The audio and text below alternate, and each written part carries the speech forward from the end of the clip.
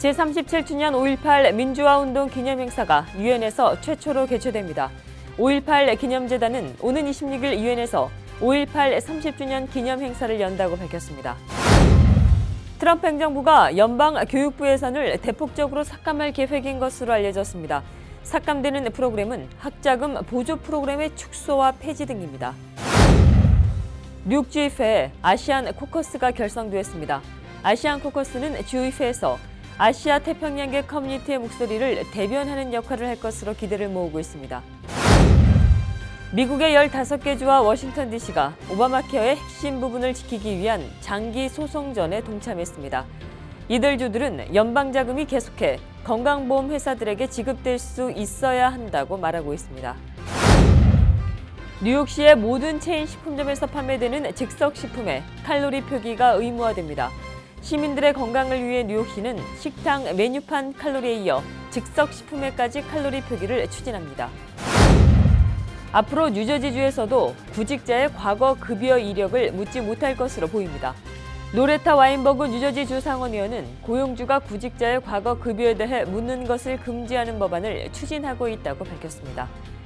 이상은 오늘의 주요 뉴스입니다.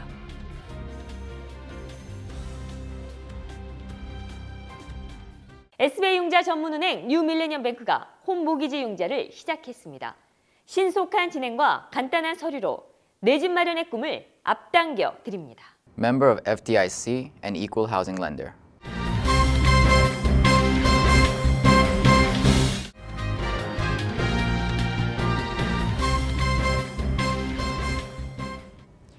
시청자 여러분 안녕하십니까? 5월 19일 KBTV 뉴스9입니다. 제37주년 5.18 민주화운동 기념행사가 유엔에서 최초로 개최됩니다. 5.18 기념재단은 오는 26일 유엔에서 5.18 37주년 기념행사를 연다고 밝혔습니다. 이번 5.18 기념행사는 죽음을 넘어 시대의 어둠을 넘어라는 책을 영문으로 번역한 광주 다이어리의 재출간 기념 학술대회와 출판 행사가 함께 열리게 됩니다. 김양래 5.18 기념재단 상임이사는 민주주의와 인권의 심장이라고 얘기하고 있는 유엔에서 5.18 행사를 개최하게 돼 의미가 크다고 밝혔습니다. 강준화 미주 5.18 민주화운동 기념사업회 대표도 이번 기념식으로 5.18 민주화운동이 국가적인 행사로 거듭나게 됐다고 의미를 부여했습니다. 세계적인 역사적인 사건이었습니다. 이 5.18 민주항쟁은 이런 항쟁을 유엔에서 학술회의로서 우리 기념식을 하게 됐다는 것이 대단하고요. 행사에 많은 분들이 오셔서 대단히 감사하고 기쁘기 말할 수 없습니다. 5.18 기념재단은 이번 행사를 통해 5.18 민주화운동을 전 세계에 알린다는 계획입니다. 트럼프 행정부가 연방교육부 예산을 대폭적으로 삭감할 계획인 것으로 알려졌습니다. 워싱턴 포스트가 정부 내부 문건을 입수해 보도한 내용에 따르면 백악관은 2017에서 2018 회계년도 연방 교육부 예산을 직전 회계년도 대비해 92억 달러 삭감한다는 계획입니다. 삭감되는 프로그램은 학자금 보조 프로그램의 축소와 폐지입니다. 공공분야 근로자 대상 학자금 융자 탕감 프로그램이 전면적으로 폐지되며 대학생이 캠퍼스 안팎에서 일할 수 있는 기회를 주는 워크 스터디도 지원이 절반가량이 줄어들게 됩니다. 또 연방정부가 운영하고 있는 학자금 융자 중의 하나인 퍼킨스 론도 없어집니다. 이외에도 공립학교 대상 연방정부 지원 프로그램이 대폭적으로 폐지되며 저소득층 학생들을 위한 방과 후 프로그램 지원금인 12억 달러도 삭감됩니다. 뉴욕 주의회에 아시안 코커스가 결성되었습니다. 아시안 코커스는 주의회에서 아시아 태평양계 커뮤니티의 목소리를 대변하는 역할을 할 것으로 기대를 모으고 있습니다.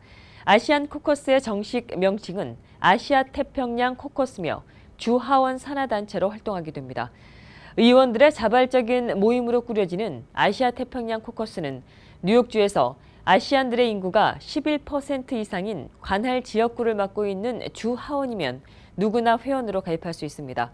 코커스는 앞으로 뉴욕주 아시안 커뮤니티가 직면하고 있는 여러 현안과 이슈들에 대해 필요하다면 관련된 법안을 발의하는 역할을 맡게 됩니다. 주의회 아시안 코커스가 만들어지기는 이번이 처음입니다. 미국의 15개 주와 워싱턴 DC가 오바마 케어의 핵심 부분을 지키기 위한 장기 소송전에 동참했습니다.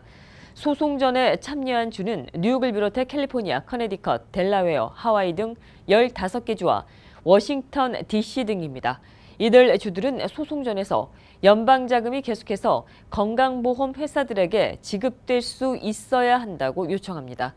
건강보험 회사들은 연방자금 지급이 중단이 되면 시장을 떠나거나 아니면 보험료를 현저히 올릴 수밖에 없다는 입장입니다. 당초 이 소송은 하원 공화당 의원들이 오바마 행정부를 상대로 제기해 승소했고 트럼프 행정부가 들어선 현재는 항소심이 진행 중에 있습니다. 뉴욕시의 모든 체인 식품점에서 판매되는 즉석식품의 칼로리 표기가 의무화됩니다. 시민들의 건강을 위해 뉴욕시는 식당 메뉴판 칼로리 표기에 이어 즉석식품에까지 칼로리 표기를 추진합니다.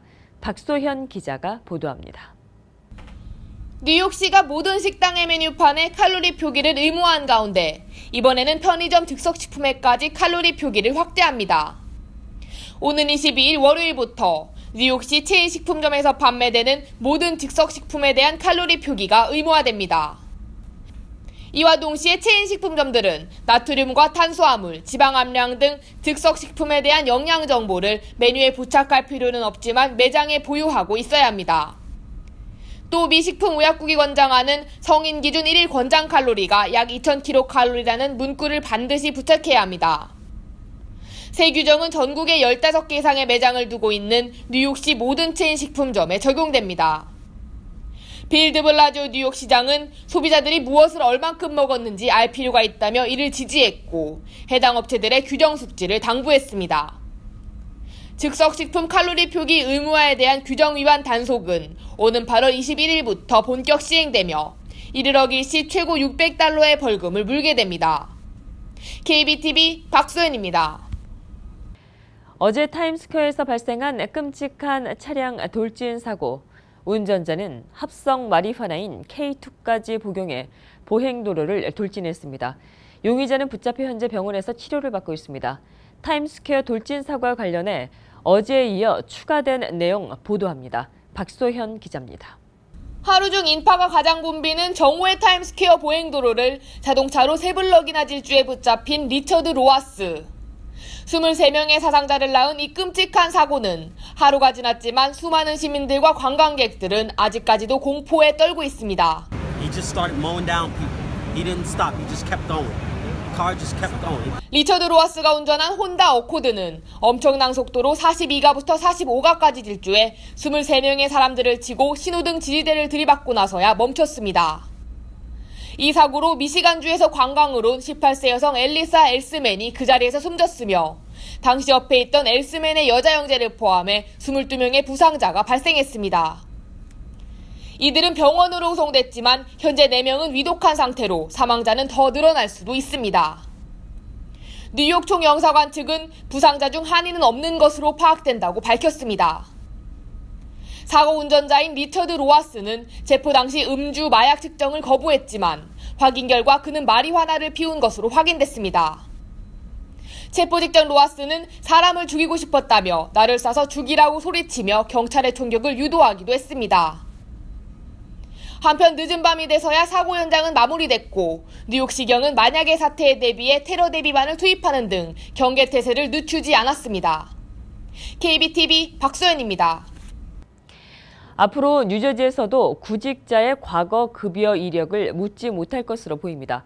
로레타 와인버그 뉴저지주 상원의원은 고용주가 구직자의 과거 급여에 대해 묻는 것을 금지하는 법안을 추진하고 있다고 밝혔습니다. 와인버그 의원은 이 법안 이외에도 직장에서 남녀 성별에 따라 급여를 차별하지 못하도록 하게 하는 법안도 추진 중에 있습니다. 현재 이 법안은 민주와 공화 양당이 초당적으로 추진하고 있어 이번 회기에 통과 가능성이 높을 것으로 점쳐지고 있습니다. 뉴욕 경찰이 지역 주민들과 함께 지역 현안에 대해서 토론하는 공청회 안내 사이트가 개설됐습니다. 이 사이트에서는 주소를 입력하게 되면 해당 주소가 포함이 된 지역의 공청회에 관련된 일시와 장소에 대한 정보를 얻을 수 있습니다. 경찰은 이 공청회 안내 사이트를 통해 지역 주민들이 보다 적극적으로 공청회에 참석해 각 지역의 문제를 더 잘 이해할 수 있게 되길 바라고 있으며 궁극적으로는 지역 주민들과 경찰과의 유대 강화를 꾀하고 있습니다. 한미은행이 올해 10월 달에 뉴욕의 첫 번째 지점을 오픈하고 본격적인 뉴욕 지역의 공략에 나섭니다. 한미은행은 맨해튼 32가와 33가 사이와 5가 애비뉴가 만나는 곳에 뉴욕의 첫 번째 지점을 오픈한다는 계획입니다. 한미은행 측은 지난 17일 주주총회를 갖고 이를 확정지었습니다. 금종국 행장은 한미은행은 지난해 순이익과 융자 실적이 비교적 빠르게 성장했다며 자본 건전성 개선과 1억 달러 증자 등으로 본격적인 뉴욕 진출을 하게 됐다고 밝혔습니다. 맨해튼과 롱아일랜드 햄튼 구간을 연결하는 버스 노선이 다시 재개됩니다. 해당 노선은 오는 25일부터 재개통되며 올해 9월까지 매일 운항합니다. 이 노선은 지난해 재정난으로 운행을 중단했으나 이번에 햄튼 럭셔리 라이너라는 이름으로 운행을 다시 시작하게 됐습니다. 이 버스는 무선 인터넷은 물론 화장실 등을 갖추고 있으며 간단한 식음료도 제공하고 있습니다. 롱아일랜드에서는 몬탁과 아마겐셋, 이스트 햄튼 등에 정차하며 맨해튼에서는 렉싱턴 애비뉴 선상 이스트 40스트릿과 86 스트릿 사이 등에 정차합니다. 뉴욕시의 한 도서관에서는 여장 남자가 아이들에게 책을 읽어주는 프로그램이 있습니다. 이 프로그램은 아이들이 성에 대한 다양성을 자연스럽게 인식시키기 위해 시작됐습니다. 박소현 기자가 소개합니다. 마스카라를 바르고 붉은 립스틱과 가발까지 여장 남자들이 특별한 퍼포먼스를 위해 준비하고 있습니다. 그런데 이들은 무대가 아닌 도서관으로 향합니다. 뉴욕 시내 한 도서관에 도착한 이들은 아이들과 함께 책을 읽으며 즐거운 시간을 보냅니다. 브루클린 도서관은 지난해 드래퀸, 이른바 여장남자와 함께 책 읽기 프로그램을 시작했습니다. 지난해 아이들과 학부모에게 반응이 좋아 올해는 다른 지역까지 이 프로그램을 확대했습니다. 도서관 관계자는 이 프로그램이 아이들이 가지고 있는 남성, 여성에 대한 고정관념을 해소하는 데 도움이 된다고 말했습니다. It addresses all of these issues of gender fluidity and self-acceptance and all of these topics that are real, are very, very real. 처음에는 이 프로그램을 비난하는 사람도 많았습니다. 하지만 아이들에게 다양성을 인정하게 하고 존중하게 하는 데 중요한 교육이 되고 있다며 프로그램에 참여하는 인원은 전보다 늘었습니다. You know, that's what I'm looking for in all of our outings is to present different ways of being in the world and make that fun and available to my kid. 과거 남성과 여성으로 역할을 구분지었던 고정관념을 타파하는 노력이 여러 분야에서 진행되고 있습니다. KBTV 박소연입니다. 공관 임대 행위로 무리를 빚어온 독일 주재 북한 대사관이 거액의 세금을 체납하고 있다고 독일 언론들이 보도했습니다.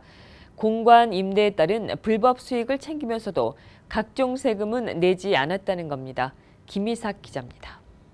독일 주재 북한 대사관이 1,000만 유로, 약 1,200만 달러의 세금을 체납하고 있다고 독일 언론들이 보도했습니다. 베를린의 대사관 공간을 상업적으로 임대해 수익을 챙기면서도 이에 따른 각종 세금과 벌금 등을 납부하지 않고 있다는 것입니다. 북한 대사관은 지난 2004년부터 해마다 약 60만 달러의 임대 수익을 올리고 있는 것으로 추정되고 있습니다. 그동안 베를린시 당국은 북한의 공간 임대가 외교 목적에 해당되지 않는다며 여러 차례 세금을 내라고 촉구해왔습니다. 하지만 북한이 과세 대상이 아니라며 이를 거부하자 베를린시는 소송을 제기해 북한에 승소했습니다. 독일 외교부는 총 1,000만 유로에 달하는 세금을 장기 할부로 납부하도록 중지했지만 북한은 이마저도 제대로 납부하지 않고 있다고 독일 언론은 전했습니다. 독일 정부의 공간 임대 금지 조처에 이어 거액의 세금 체납 문제까지 불거지면서 북한의 외교적 입지는 더욱 좁아지게 됐습니다. KBTV 김희삭입니다.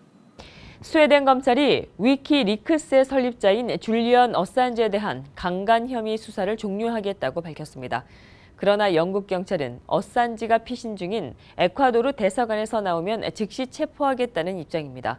김희삭 기자가 보도합니다.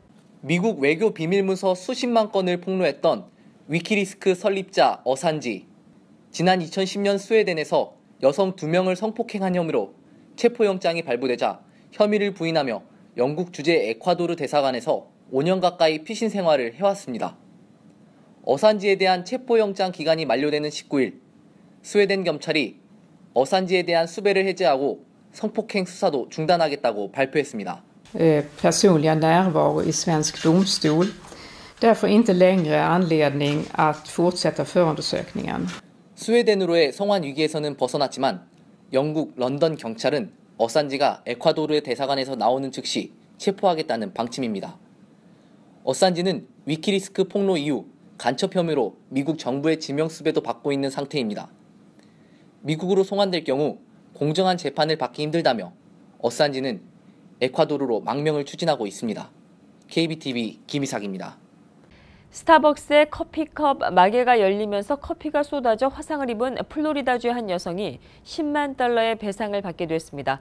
이 여성은 2014년 스타벅스 20온스 커피 컵 뚜껑이 뽑히면서 화씨 190도의 커피가 무릎에 쏟아졌고 1도에서 2도가량의 화상을 입었습니다.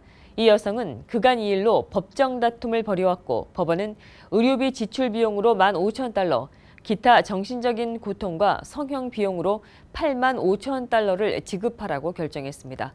이 여성의 대리인은 스타벅스가 뚜껑이 갑자기 열릴 수 있다고 고객들에게 사전에 경고했어야 한다고 법정에서 주장한 바 있습니다.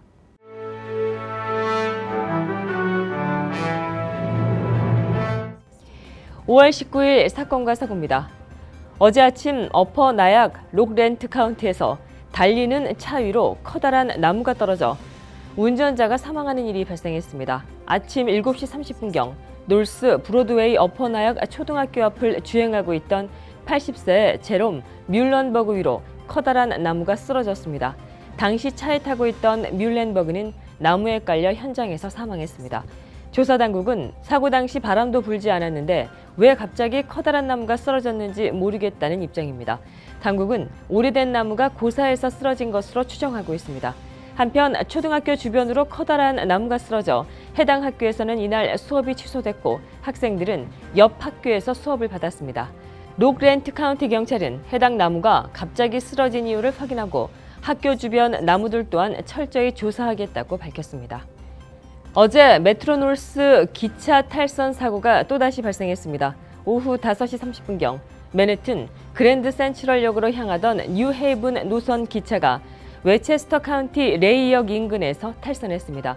당시 기차가 저속으로 운행 중이어서 탈선 정도는 가벼웠지만 열차엔 185명의 승객을 태우고 있었고 12명의 경상자가 발생했습니다. 이 중에 한 명은 심장 질환을 호소하기도 했습니다. 다행히 큰 부상자는 없어 피해 승객들은 가까운 병원으로 이송됐으며 MTA 교통당국은 이와 관련해 철저한 조사를 실시하겠다고 밝혔습니다. 어제 2명의 남성이 길에서 무차별 폭행을 당해 경찰이 용의자를 쫓고 있습니다. 어제 새벽 3시 30분경 96 쉘맨 애비뉴 근처에서 39살 남성과 69살 남성이 다른 남성에게 무차별로 폭행을 당했습니다.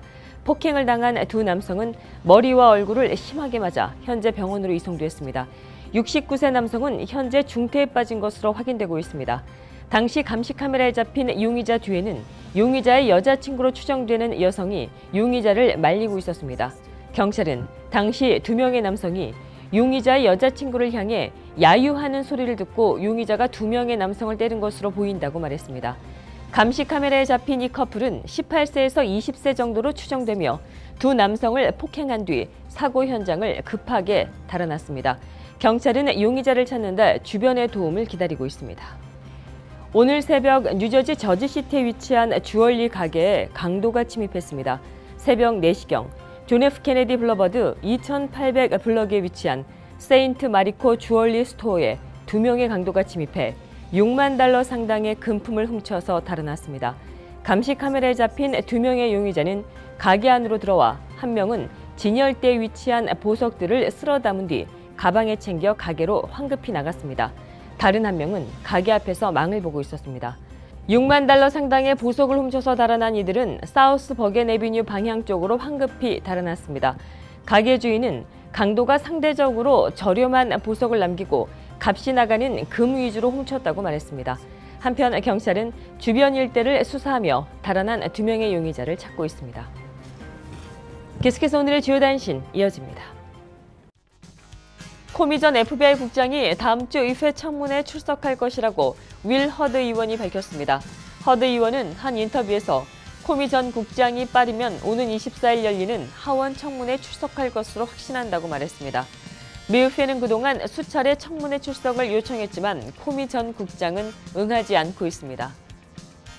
트럼프 대통령의 협상의 기술 대필 작가인 슈워츠는 트럼프 대통령이 러시아 스캔들로 탄핵을 당하기 전에 스스로 물러날 것이라고 주장했습니다. 그는 트럼프에게는 이기거나 지는 것만 있다며 이번에는 질 것이기 때문에 스스로 물러날 것이라고 단언했습니다. 미국인들이 가장 취직하고 싶어하는 회사에 구글 모기업인 알파벳이 뽑혔습니다. 컨설팅 그룹 링크스인의 조사에 따르면 알파벳은 직원들에게 주어지는 기회와 자원의 활용이란 측면에서 최고점을 받았습니다. 이번 조사에서 2위는 아마존이 차지했습니다. 검은 피카소로 불리는 천재 미술가 장 미셸 바스키아의 회화 작품이 경매에서 1억 달러가 넘는 가격에 판매됐습니다. 18일 뉴욕 소더비 경매에서 바스키아의 1982년작 회화 무제가 1억 1,050만 달러에 낙찰됐습니다. 계속해서 포커스인과 커뮤니티 브리핑 이어집니다.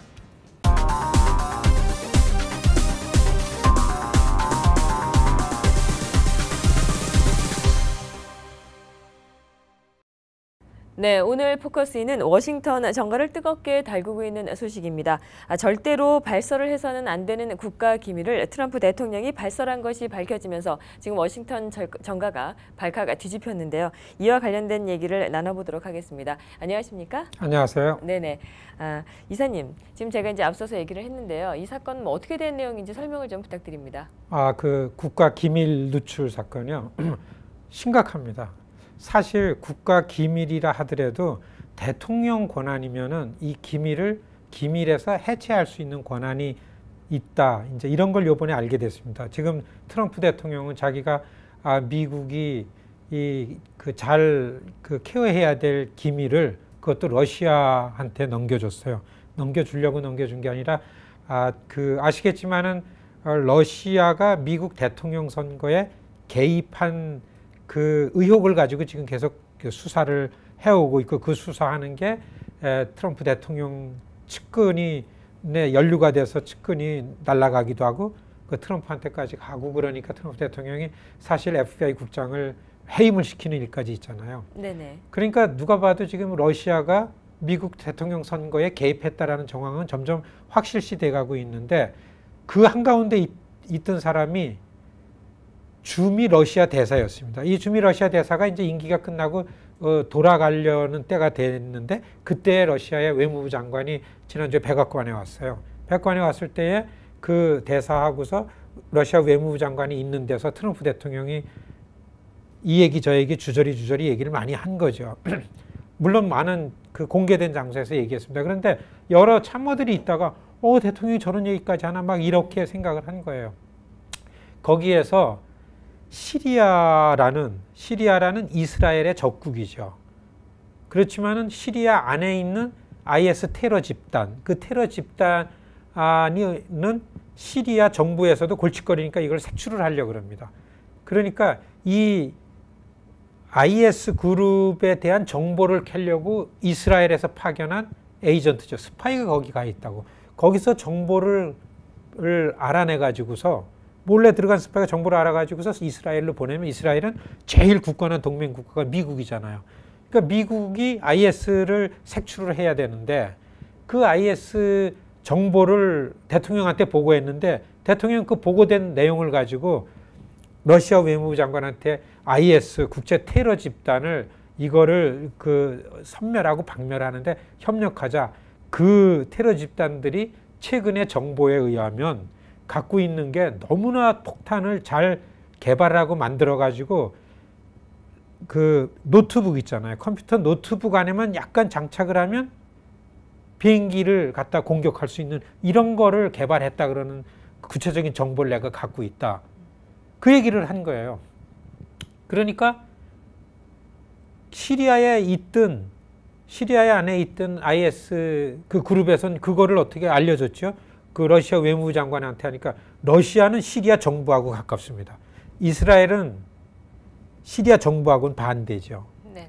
그러니까 이렇게 정보가 유출되니까 금방 연결이 되니까 벌써 그 정보가 유출이 되면서 IS에 몰래 숨어 들어가 있는 이스라엘의 스파이가 체포가 되는, 그리고 이렇게 위험에 빠졌죠. 동맹국 간에 둘이서만 은밀하게 교환하는 정보를 대통령이 거기다가 했죠. 이렇게 된 거에서 미국 여론이 이거를 이제 워싱턴 포스트지가 특종을 했습니다.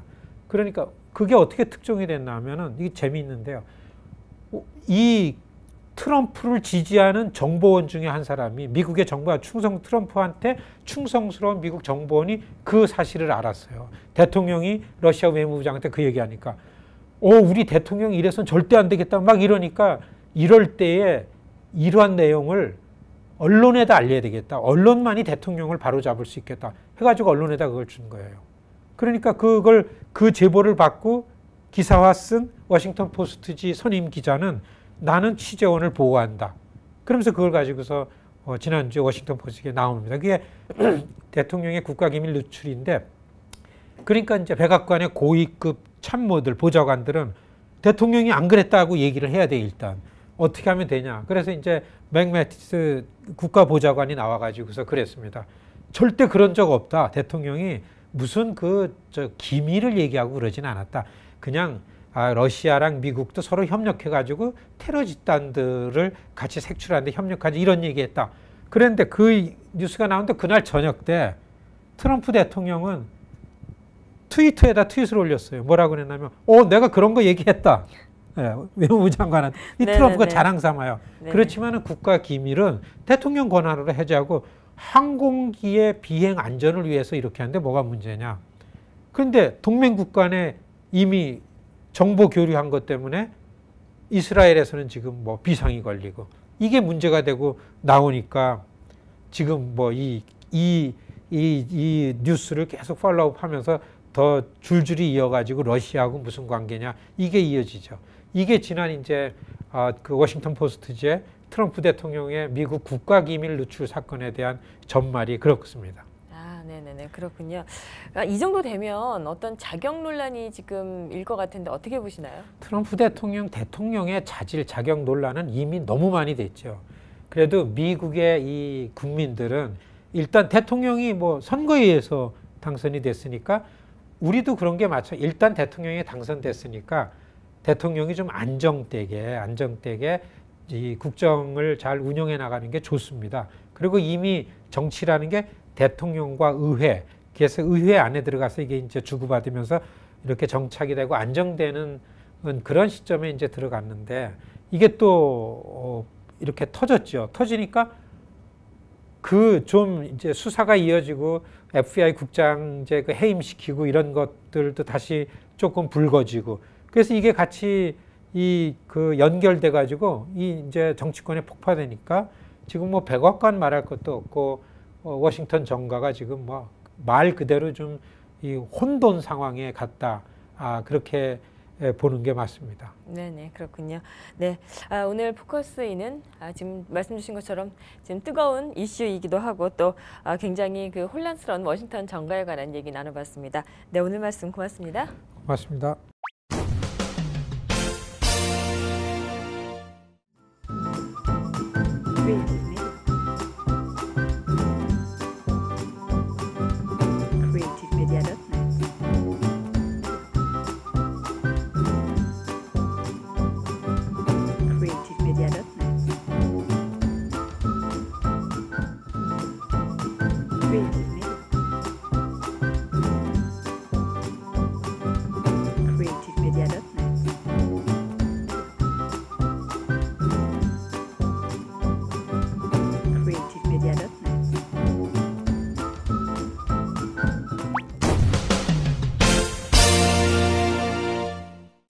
계속해서 환율과 증시 보시겠습니다.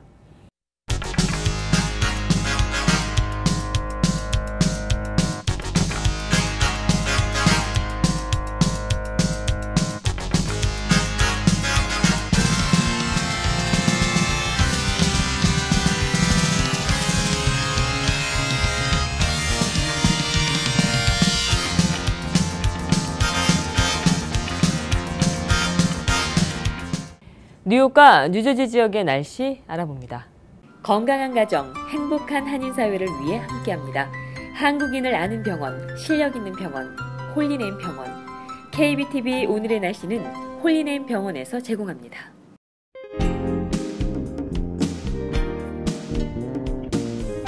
오늘도 8월 수준의 뜨거운 날이었습니다. 후끈한 공기가 뉴욕 하늘에 감돌아 한낮에는 97도까지 올라가는 지역도 있었는데요.